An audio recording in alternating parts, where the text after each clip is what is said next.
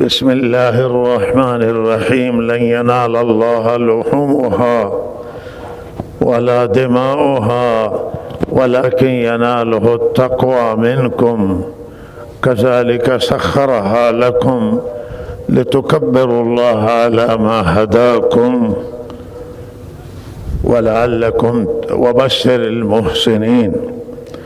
إن الله يدافع عن الذين آمنوا إن الله لا يحب كل خوان كفور. الله أكبر الله أكبر، لا إله إلا الله والله أكبر الله أكبر ولله الحمد.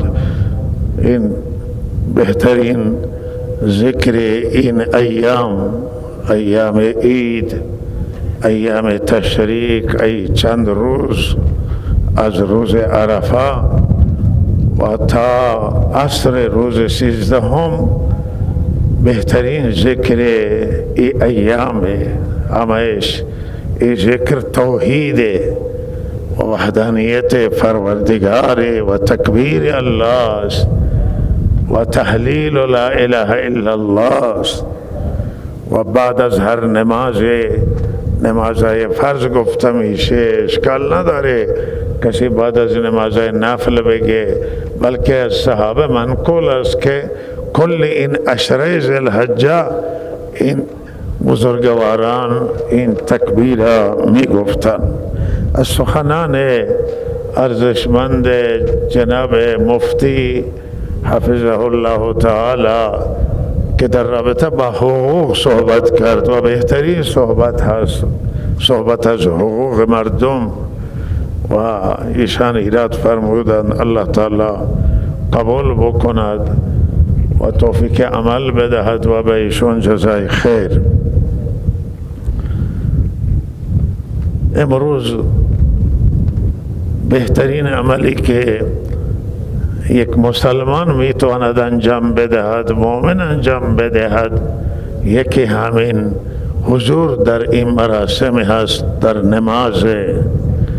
نماز عید سعید قربان و شرکت در این اجتماع مسلمانان، در این تجمع دینی و که در واقع جشن عید در همین سجده هست و تکبیر است و دعا هست و نیایش و نماز و دومی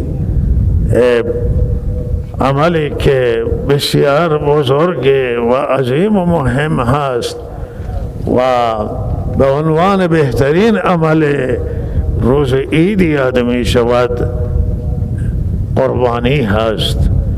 قربانی کشتن برای الله تعالی و که قربانی مال هست و عبادت مالی، جهاد مالی در راه الله تعالی از بزرگترین عبادت هست و نزد الله تعالی بسیار ارزش دارد و بسیار مهم هست. و صدقات و خیرات و ذکر و دعا و نیایش، همه این اعمال صالحه و اعمال نیک در این ایام، در این روزها، در این روز عید سعید قربان و روزهای قبل و روزهای بعد این ایام الله خیلی عمل صالح را می پسندد. دوست داره که بندگان به وسیله عمل صالح قرب خدا را جستجو کنند، رضامندی الله تعالی را جستجو بکنند و دنبال خوشنودی پروردگار باشد، خدا را یاد کنند با عمل نیک، عمل صالح، با ذکر و نماز، صدقات و خیرات، رسیدگی بر فقرا، مساکین، زندانی ها و خانواده زندانی و مستمندان. عمل نزد الله تعالی عمل نیک و صالح صله رحمی، سر زدن از خویشاوندان نزد الله تعالی بسیار ارزشمند است و بسیار مبارک. منتها نکته اینجا الله تعالی اشاره کرده است که بسیار مهمه و تمام اعمال در همین خلاصه می شود، در یک نکته خلاصه می شود که الله تعالی فرموده نه گوشت قربانی و نه خون قربانی به الله می رسد. خون که شما به زمین می ریزید، گوشت خودتون استفاده می کنید. به الله چه میرسه از این قربانی؟ به الله تقوای شما میرسه. ولکن یناله التقوی منکم، تقوای شما، اخلاص شما، للهیت شما، نیت شما از قربانی و از عمل که رضامندی الله است. شما برای رضامندی الله نماز میخوانید، شما برای رضامندی الله قربانی را میکشید، شما برای رضامندی الله عمل میکنید. آنچه که به الله میرسه تقوای شما هست که میرسد، اخلاص و للهیت شما هست که به الله تعالی میرسد. و این دریغ نکنید که در وقت تمام اعمال، خصوصا وقت نماز، مخصوصا وقتی که قربانی را میخوابانید که بکشید و ذبح کنید برای الله تعالی، توجهتون به الله بره. همانطور که توجه رحمت للعالمین، امام النبیین، سید الاولین والآخرین در وقت قربانی به الله میره. شما هم توجهتون به الله بکنید. این تقوای پرهیزگاری همینه و اخلاص در راستای تقواست، در مسیر پرهیزگاریه و این نزد الله بسیار ارزش دارد. و در تمام اعمال نیت باید رضامندی الله باشه. لازم نیست که ما بگیم برای خدا با زبان، بلکه مهم اینه که با دل بگه که برای رضامندی الله. حالا اگر زبان هم بگوید و دل هم بگه اشکالی نداری، خیلی خوب، از زبان و دل با هم موافق باشن، ولی مهم قلب هست، مهم نیته که در دل موجوده. فرمودند حضرت رسول صلی الله علیه وسلم روز فتح مکه که هجرت از مکه به مدینه تمام شده است، دیگه مکه دارالاسلام شد، مکه مکرمه فتح شد، لیکن فرمود دو چیز تا قیامت باقی هست، یکی جهاد در راه الله، قربانی در راه الله تعالی، جلو گرفتن کسانی که دین خدا را میخوان از بین ببرن، کسانی که حق و حقوق ضایع میکنن، و دیگه نیت باقیه. بعضی میگی که نیت جهاد، نه، حدیث نیامده نیت جهاد.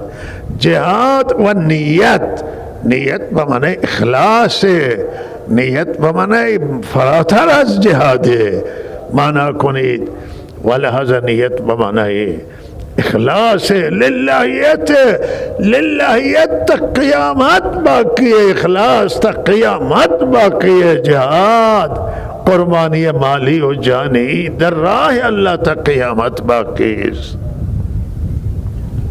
الله تعالی همه ما را توفیق بده که به این خلاصه از دین، دین خلاصه میشه در اخلاص و للهیت، همه چیز برای الله. دین خلاصه میشه در صداقت و راستگویی. اگر در دین صداقت نباشه و دین نمیتونه دین باشه، و هیچ دینداره تا صداقت داشته نباشه دیندار نمیتونه باشه. اگر تهجد بخوانه، نماز شب برگزار کنه، هر سال حج بیت الله الحرام انجام بده و دروغ بگه، دروغگو باشد، صداقت داشته نباشه، او دین نداره.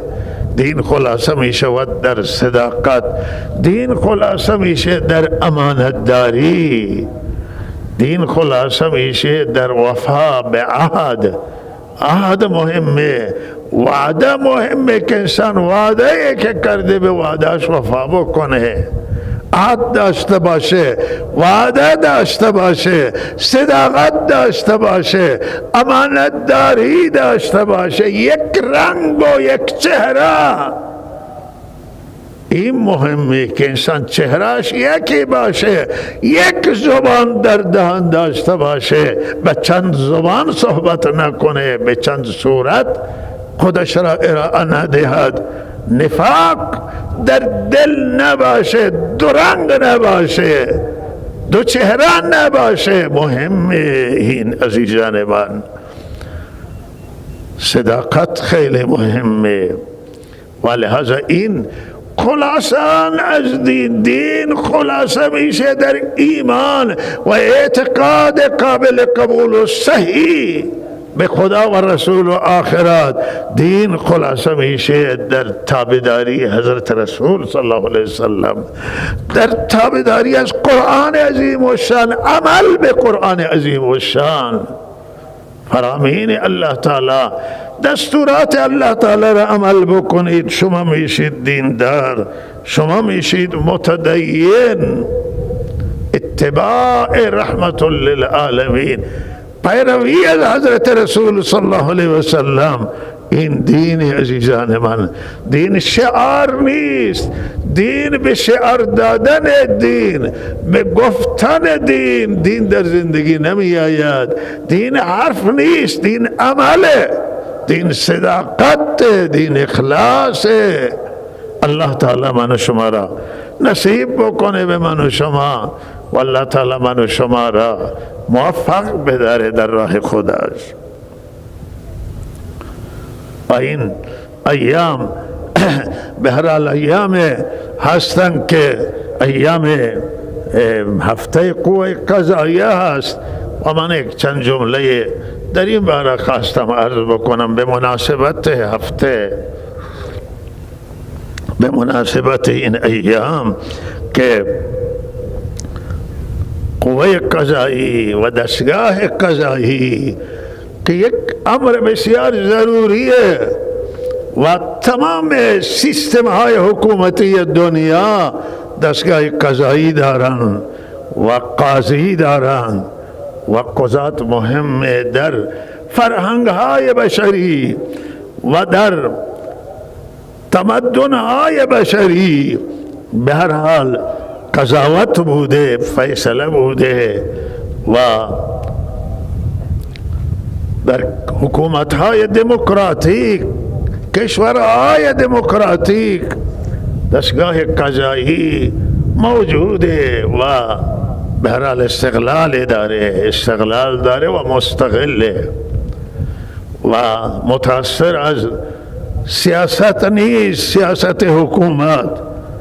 و دستگاه قضایی متاثر از هیچ نهاد و ارگانی نیست و دستگاه قضایی در کشورهای دموکراتیک مستقل عمل میکنه. حالا ممکنه بسیار جا هم تحت نفوذ حکومت باشه و حاکمان باشه، ولی به هر حال در کشورهای دموکراتیک میالا دستگاه قضایی یک نهاد و یک قوه مستقل و بی‌طرف هست توی تمام دعاوی و توی تمام مسائل. و در دین اسلام در حیات طیبه مبارکه یا حضرت که یک تمدن جدید را بنیان گذاشتن، یک فرهنگ جدید در دنیا آمد و اونجا از قضاوت که خود آن حضرت قضاوت می کردن و هم صحابه کرام می کردن در حیات طیبه آن حضرت.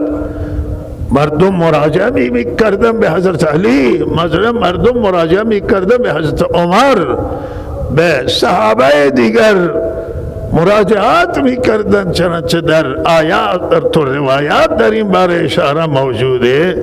آن حضرت قضا را به صحابه تعلیم دادن که چگونه فیصله کنند، چگونه حرف هر دو طرف بشنوند، هدایت دادن که قضاوت عادلانه انجام بگیره.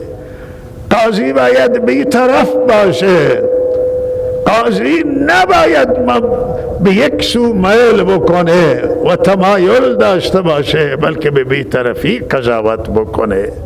و یک مورد خدمت شما عرض میکنم که فرصت ندارم، فرصت بیشتر نیست. زنی را که سرقت کرده بود خدمت آن حضرت آوردن و ثابت شد که این زن سرقت کرده و آن حضرت سارق دستور همین بود. قرآن فرموده که شما دست سارق را قطع کنید و بر اساس همین دستور الله تعالی آن حضرت میخواست که دستور بده که دست این زن که به نام فاطمه بود دستش را قطع کند. خویشاوندان او متوسل شدن به حضرت اسامه رضی الله تعالی عنه که غلام زاده آن حضرت بود و آن حضرت بسیار این خانواده را، حضرت زید دوست داشت، حضرت اسامه را، اسامه بن زید دوست داشت و اسامه را دوست داشت و متوسل شدن که او سفارش کنه که آن حضرت دست این فاطمه را قطع نکنه، فامیلش بدنام میشه. و بالاخره او شفاعت کرد. آن حضرت خیلی عصبانی شد، گویا اسامه شما در رابطه با حد خدای که الله تشریح کرده اینا، حد خدا شما شفاعت میکنید. آن حضرت قسم به ذات یگانه الله خوردن، والله فرمود این فاطمه فلانه، یعنی فاطمه است که دیگه اگر فاطمه بنت محمد، فاطمه دختر پیامبر اعظم هم سرقت کنه من دستش را قطع میکنم. و این قاطعیت آن حضرت، این عدالت یعنی این که حاکم و خانواده حاکم و نزدیکان حکومت برای فیصله تفاوت با سایر مردم داشته نباشد و قضاوت مستقل یعنی این، قاضی مستقل یعنی این. مهمه که قضا متأثر نباشه از فضای سیاسی، قضا و قضاوت متأثر نباشه از بی‌طرفی، بلکه بی‌طرفی خودش را حفظ بکنه. عدالت مهمه. حتی قاضی حافظ نظام نیست، حافظ حکومت و سیستم نیست، قاضی حافظ عدالت، حافظ انصاف، حافظ بی‌طرفی و باید او نگاه کنه که عدالت چه میگه، انصاف چه میگه. یک مورد دیگریش از قضاوت در صدر اسلام خدمت شما ذکر بکنم به صورت نمونه که حضرت علی رضی الله تعالی عنه از جنگ صفین که برگشتن، زره حضرت علی رضی الله تعالی عنه مثل لباس جنگی حضرت علی رضی از شتر افتاده بود و حضرت علی متوجه نبود. اینجا که آمدن نگاه کردن که اون لباس نیست، متوجه شدن که افتاده و به تلاش افتادن. کسی بازار رفت و نگاه کرد همین لباس جنگی حضرت علی به فروش داره میرسه، اینجا می فروشن. از نزدیکان بود، شناخت و به حضرت علی اطلاع داد که لباس شما در دست یک یهودیه و می فروشه. و حضرت علی او را خواست و فرمود که این لباس مال من هست، از توی همین سفر از دست ما افتاده گم شده است. و او گفت که نه این مال منه و من این را می فروشم در بازار وای مال من هست، مال تو نیست. حضرت علی گفت من به تو نفروختم، من به تو ندادم. وای لباس مال منه. گفت نه مال تو نیست، مال خود منه و این من این را به فروش گذاشتم. حضرت علی گفت که پس پیش قاضی بریم. قاضی شریح، قاضی که منصوب حضرت علی رضی اللہ تعالی عنہ، حضرت علی امیر المومنین و امیر المومنین قاضی را منصوب می کرد. و این قاضی که قبلا در زمان سیدنا عمر رضی اللہ تعالی عنہ منصوب شده بود، بسیار مهارت در قضاوت داشت، قاضی کوفه بود. حضرت علی و اون یهودی رفتن پیش قاضی شریح و با این ماجرا را ذکر کرد و گفتن که لباس جنگی در دست یهودیه و حضرت علی فرمودن که این لباس مال منه، نه من به این دادم و نه فروختم. و افتاده این برداشته و دستشونشون گفت که نه این لباس مال خود منه و مال حضرت علی نیست. و حضرت علی را قاضی گفت که شما دو تا گواه بیارید، دو تا شاهد بیارید. و حضرت حسن و قمر غلام خود آزاد شده خود را عرض کرد و هر دو تا شاهدی دادن، فرزند حضرت علی حضرت حسن و هم غلام آزاد شدهش گواهی دادن که این لباس مال حضرت علی هست. قاضی گفت که غلام به آزاد شده که گواهیش را من میپذیرم ولی گواهی حسن من نمیپذیرم. حضرت علی گفت شما چگونه گواهی حسن قبول نمی کنید که آن حضرت فرمودند که حسن و حسین فرمود این هر دوتا جوانان بهشتند، سیدا شباب اهل الجنه، این دوتا جوان بهشتیان حضرت در حق اینها شهادت دادن، به جنتی بودن اینها شهادت دادن. قاضی رو گفت شما چگونه نمیپذیری شهادت تو را؟ گفت شهادت این من شهادت فرزند را برای پسر را برای پدر قبول نمی کنم. و این نظر قاضی بود، شاید نظر حضرت علی نبود. حضرت علی سکوت اختیار کرد و پذیرفت قضاوت شرعی را. توجه داشته باشید که این بی‌طرفی قضاوت و عدالت که امیر المؤمنین با یک غیر مسلمان در کشور اسلامی بره به قاضی مراجعه بکنه و قاضی فیصله قاضی را نگاه کنید، عدالت قاضی را. و لباس جنگ گفت که چو شاهد شما تکمیل نیست، با قسم این لباس مال یهودی است. قسم برداره و لباس ببره. یهودی همونجا شهادت خواند و گفت که واقعا او دینی که اینقدر عدالت داره که امیر المؤمنین شخص اولش با من آمده به پیش قاضیش، حکومت در دستوس، همه چیز را الله در اختیاری او گذاشته، آمده اینجا و اینجا که آمده هم قاضی این لباس به من میدهد و گواهی امیر المؤمنین رد میکنه، گواهی شاهد امیر المؤمنین را، گواهی فرزندش را قبول نمی کنه. من این عدالت تا قبول دارم. این دین الهی است و او مشرف به اسلام شد و همونجا مسلمان گردیدی. بهطرفی دستگاه قضاییه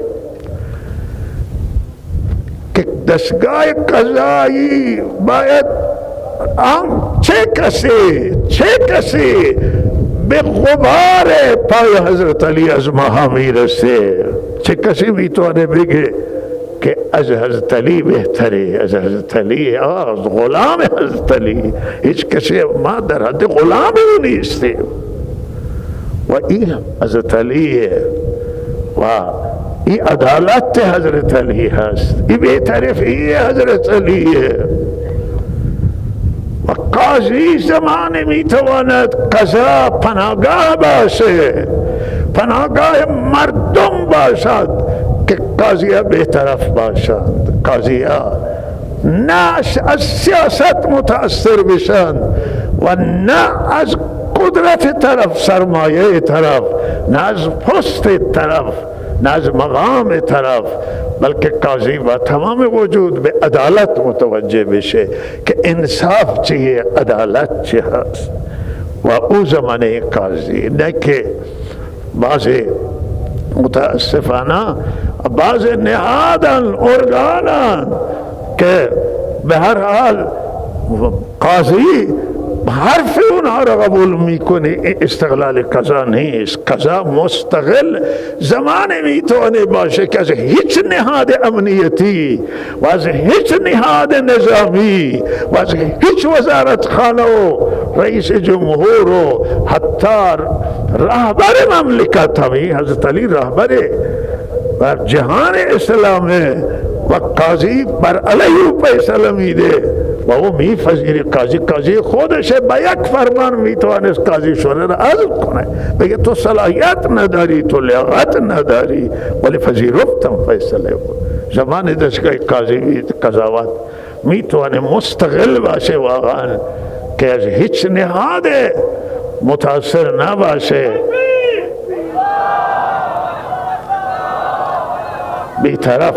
بی‌طرف باشه و بی‌طرفانه قضاوت بکند. این میتونه، این آرزوی ملت ایران، ملت همه مانه که دستگاه قضایی کاملا بی‌طرفی خودش را حفظ بکنه.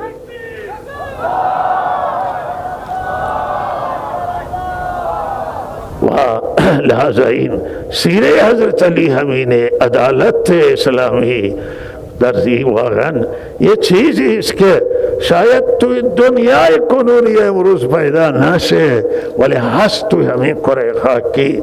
سراغ داریم بسیاری ممالکن که قاضی و متأثر حتی از رئیس جمهور هم نمیشه و بلکه استقلال خودش را و بی‌طرفی خودش را هم در دعوی عمومی و هم در مسائل سیاسی حفظ می کند و برحال خیلی حیاتی و مهمه.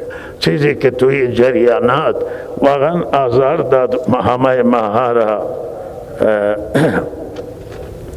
و او این بود که ماشاءالله اجازه بدید که امروز جمعوری کمک برای مسجد جامع مکی و هم ایدگاه و نصف که ایدگاه اینجا هزینه داره و قسمتا دروازه نداره و دیوار اشکار داره، اونجا دیوار هم نداره و حفاظت بشه و لحظه هم دست بالا بگیرید و انشاءالله کمک شایسته برای مسجد که در حال کار و آخری کارهای مسجد درون، معماری درون نزدیک اتمامه ولی خیلی هزینه بره و هم به هر حال این ایدگاه نیاز داره و انشاءالله دست بالا بگیرید این کمک جمعوری بشود.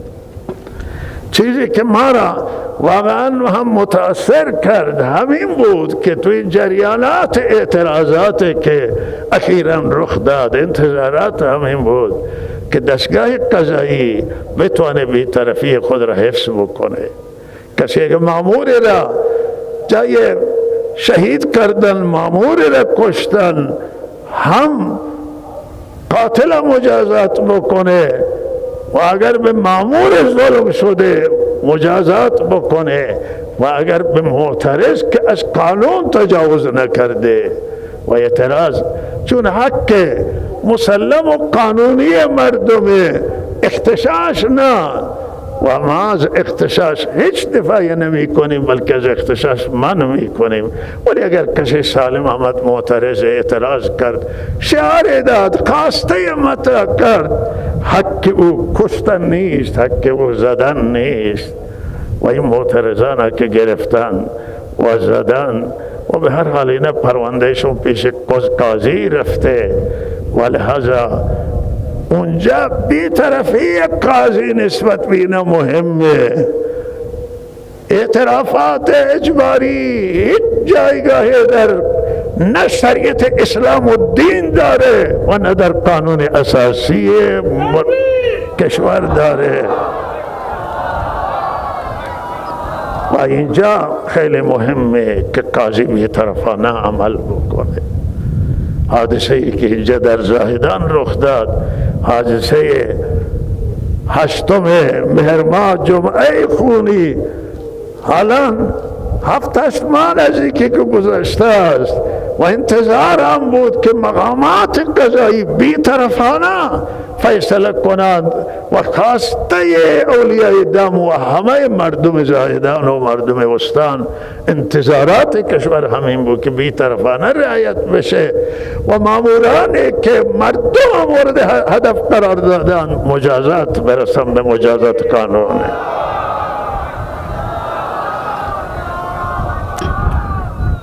حالا بعضی عزیزان میروند به خانواده شهدا سر میزنند، شهیدم بعضی را اعلام کردن، ولی قلب مردم اصلا تسلی نیست. با این مردم زمان تسلی اند که مجرم مجازات بشه، جنایتکار مجازات بشه. این پیامبر اعظم شما که می فرمایند که اگر فرزند من و دختر من اشتباهی از او سر بزنه، من او را مجازات میکنم. حسن و زیبایی در دولت مردان و به حاکمان و به دستگاه قضاییانه که بی‌طرفی را حفظ بکنه. و یک چیز دیگری که این معترض تنها اینجا همه یک حادثه جمعه خونین بود که سنگین بود، توی خاش هم این رخ داد، اما در سطح کشور بسیاری جا معترضانه چشمشون کور شده یا بالاخره پایشون را از دست دادن، دست یا کشته شدن. حق زدنشون نبود و انتظار بود که عدالت اجرا بشه. اینجا حقی نه ضایع نشود به خاطر آنکه اینا معترض بودن، وقتی اختشاش نکردن، وقتی ضربه نزدن به اموال با حق و حقوق ایرانیان، مال این کشور ایرانی هم نباشه، انسانان حق و حقوقشون رعایت بشه. و انتظارات دیگری که ما از دستگاه قضایی داشتیم و همه ملت که بی‌طرفی را حفظ بکنن، کسانی که در ابتدای امر بازجویی میکنن در بازداشتگاه ها، برخوردهای خیلی خشن حکایت شد، سنگینه و اونجا حکایت از یک سری مشکلات رکتباره و زنان مردان که اونجا سرشون افتاده و بیرون آمدند و حکایت کردند. دستگاه قضایی انتظار بود که با این افرادی که تخلف میکنن برخورد قاطعانه بکنه. توی نباید باز دستگاه های ما کشور ما چیزی خلاف قانون انجام بگیره، چیزی خلاف شرع انجام بگیره و دستگاه قضایی برای رسیدگی به همین اموره. ما امیدواریم، آرزوی ما اینه که قضا استقلال حفظ بکنه. متاسفانه امروز فساد در تمام کشور ما شیوع پیدا کرده و به صورت یک سرطان بدخیم که ریشش را در تمام بدن میدواند. متاسفانه فساد دوانیده ریشه خودش را فساد مالی هست و سوی استفاده مالی. دستگاه قضایی هم مستثنا از این نیست. ما نمیگیم که همه دستگاه قضایی نه هستن.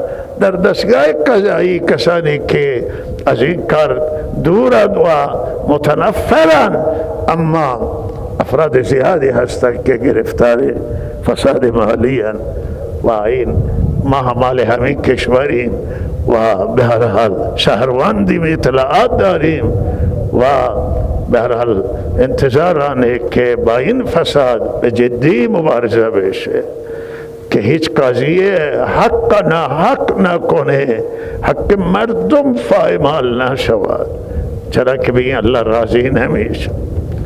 و بسیاری طوری شکایت هست که مردم رفته حکم گرفتن، قضیه تمام شده، از یک جای دیگه رفته دیگه حکم گرفتن آوردن، دیگه سندی آوردن ولهذا این ماندن توی کار کنه. شکایت از تمام شهرها، از شهرهای مختلف این شکایت موجوده و این مسائل که به استقلال دستگاه قضایی و قضات ضربه وارد میکنه به مملکت، اعتبار مملکت و مبارزه جدی میطلبد که با این مسائل فساد، همانطور که مقام رهبری هم توصیه فرمودن در صحبتهای خودشون، باید این مسئله است که متاسفانه این فساد الان در کشور ما به صورت سیستماتیک پیش می آید و این مبارزه جواب نمیده اینه که در گذشته بوده است،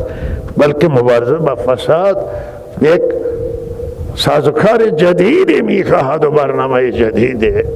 و آخری صحبت بنده که وقت هم تمام شده آن است که به هر حال امروز داغ مسئله انتخابات مطرح است و انتخابات مجلس و بسیاری هستند که میشنویم زنگ میزنم به افراد که یلا همت کنید و بلند بشید و برای انتخابات آمادگی بکنید. و مردم ایران با این مدیرانی که الان در کشور نتوانند در این برهه و در این مشکلات که الان حاضر کشور گرفتاری به این مشکلات، مردم در فقر گرفتارند، در تنگدستی گرفتارند و گرفتاری های متعددی که در کشور نتیجه ضعف مدیران ضعیفی را گزینش کردن، مدیران ضعیفی را آوردن، از طیفهای ضعیف آوردن. توی کشور ما متاسفانه نخبه گریزی هست، از نخبگان و صاحبان قدرت و توانایی مدیران توانمندوری می کنند و این نتیجه گزینش اضافه گزینش که یا وسیله شورای نگهبان گزینش شدن نمایندگان مجلس و رؤسای جمهور و دیگر مدیرانی که انتخابات تعیین میشن انتخابیان و بقیه مدیران به وسیله اینها آمدن، غیر مستقیما همه مدیران به انتخابات برمیگردن. انتخاب مدیران ضعیفی را گزینش کردند و به صحنه آوردند. مردم ناامیدن، مردمی که دیر نگذشته است که 100 میلیون تومان این مردم 100,000 دلار بود، 100,000 دلار بود، امروز 100 میلیون 2,000 دلاره. و پنجاب دیرم نگذشته این زودتره که 100 میلیون تومان 50,000 دلار بود. این الان 100 میلیون وقتی به دو آمده و مردم کسب و کار ضربه خورده، تجارت، کاسبی، تورم بالاست و مردم پریشانن، همه طیفه و طبقات پریشانن. و این مدیران نمایندگان مجلس که مردم اینا امید مردم بودن که از حقوق مردم دفاع کنن، حرف بزنن. نماینده دولت نیست، نماینده حاکمیت نیست، نماینده مردم است. شما وقتی از حق حقوق مردم من شما دفاع نتوانیم بکنیم، دیگه چه نمایندگی مردم هست؟ شما بر اجرای قانون، سیاست های داخلی و خارجی نماینده نظارت داشته باشه، مجلس حرف بزنه، نمایندگان صحبت کنن. وقتی که نباشه مردم ناامید شدند از انتخابات، که انتخابات و صندوق نمیتوانه مشکلات کشور را حل بکند و این صندوق از اوائل انقلاب رو به ضعف کشیده، ضعیفتر مدیران ضعیفتری را گزینش کردن و الان که همه آخری ضعفه و مدیران ضعیف آوردن. لحظه این حق این مردم کشور، مردم ایران، نماینده این هاست و با این گزینش فایده نداره.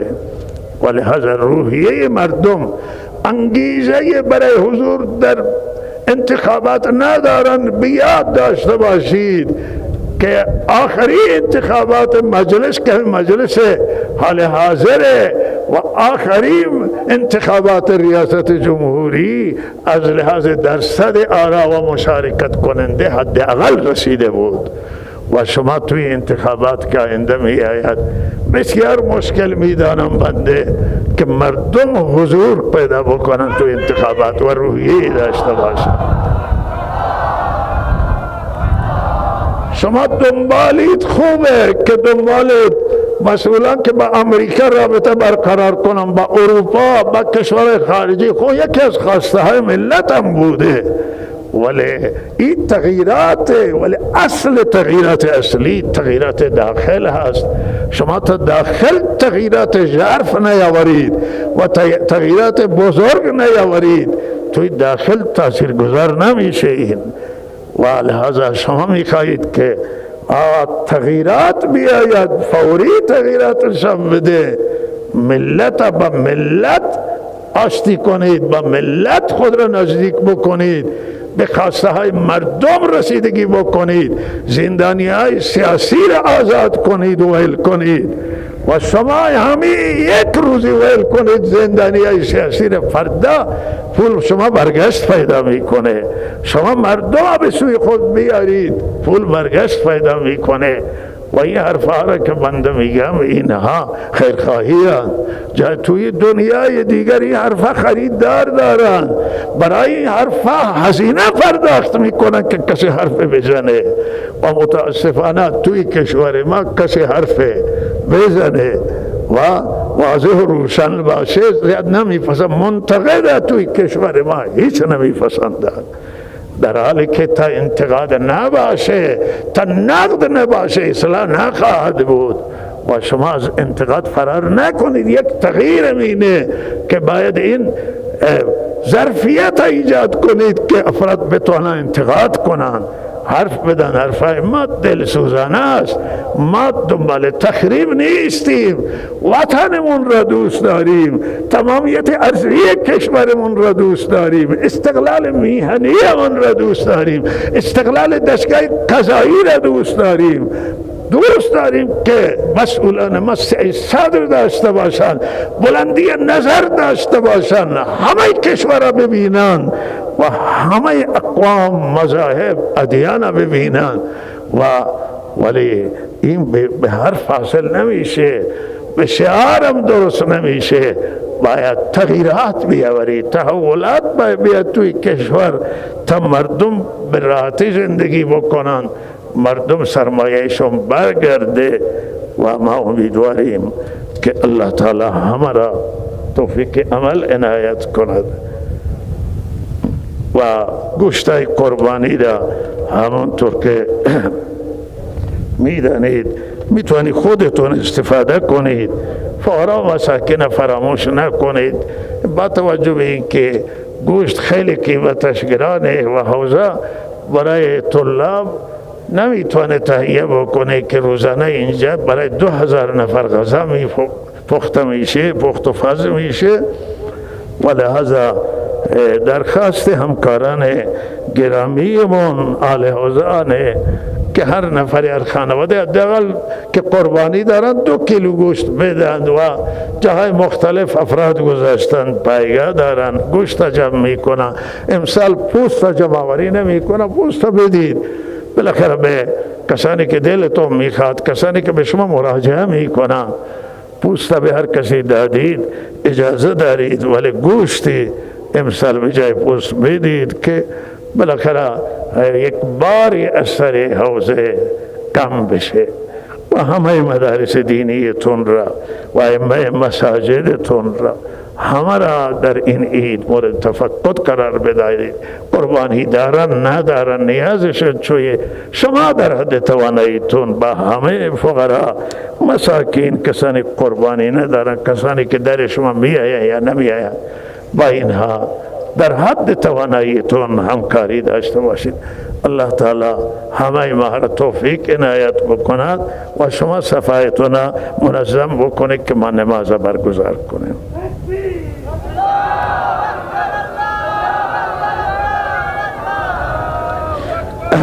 من بهرحال یک نکته هم یادآوری میکنم که امسال ما عازم حج بودیم، فرسال که نشد، امسال ما عازم حج بودیم و میخواستیم بریم به حج و به تعدادی از نزدیکان و افراد با ما بالاخره همراه بودن توی این حج و خود ما مردم پیشنهادش همین بود که شما نرید. منم متردد بودم که برم یا نرم، ولی انصراف ندادم و منعی که کردن عزیزان من کردن که شما نرید. او شخصی من که من هیچ شکایتی ندارم و به هر حال که من کردن مشکلی نیست، ولی امی افرادی که با ما بودن من اینا را گفتن شما برید به حج، نه سیاسی بودن، نه نام و شهرتی داشتن، اینا را از فرودگاه ها برگردانیدن. این واقعا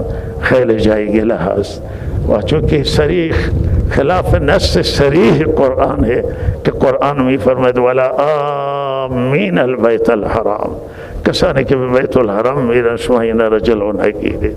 مسلمانان را اللہ توصیه کرده و اگر فرض من هم میرفتم به حج به یک گوشه مسجد الحرام می نشستم، اونجا که کشور بالاخره ثالث و به حج میرفتن، اونجا حج انجام میدادم و برای همه دعای خیر میشد، نقصانی نداشت. ولی چیزی این که تدبیر مهمه که اگر شما نمیخواستید که من برم می آمدید میگفتید که مشوره، شما هم مشورتون مثل مردم به من میدادید که شما بمانید مثال اینجا و من میماندم، بهتر بود و کسی هم بالاخره تبلیغاتی هم درست نمیشد و ما اعتقادیم که با احساسات هیچ کسی نما با احساسات رفتار کنیم و نه کسی دیگه، چون احساسات ضربه میزنه، ضربه وارد میکند. اللہ تعالی ہمیں مہارا توفیق کے فکر صحیح عنایت کنے و ہمارا کمک کنے اللہ تعالی. وصلی اللہ علی سیدنا محمد.